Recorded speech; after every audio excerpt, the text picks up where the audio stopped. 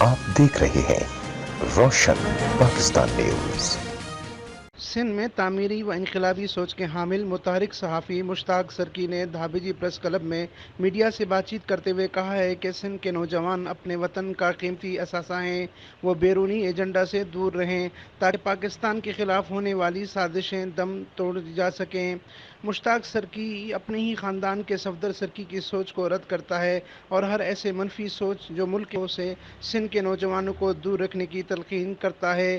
حالیہ دنوں میں پاکستانی سیکورٹی اداروں میں متحرک پاکستان رینجرز پر حملے کی شدید مذمت کی اور کرتا ہوں۔ اپنے چاہنے والوں سے بھی یہی کہوں گا کہ خدا را اس ناپاک سازش کا حصہ نہ بنیں اور سندھ دھرتی کو پاکستان کی دل و جان سمجھتے ہوئے تعمیری سوچ کے ساتھ سیکورٹی اداروں کے دست و بازو بنیں۔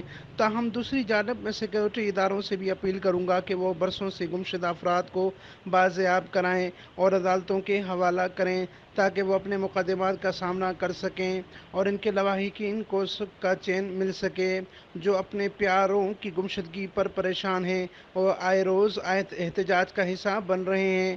اس آڑ میں غیر ملکی ایجنسیاں فائدہ اٹھا عزیز کے امیج کو خراب کرنے میں لگی ہوئی ہیں۔ سندھ میں 44 لاکھ افغانی رہائشی اس صوبے کے ہر حق پر قابض ہیں، اب انہیں اپنے ملک واپس جانا چاہیے۔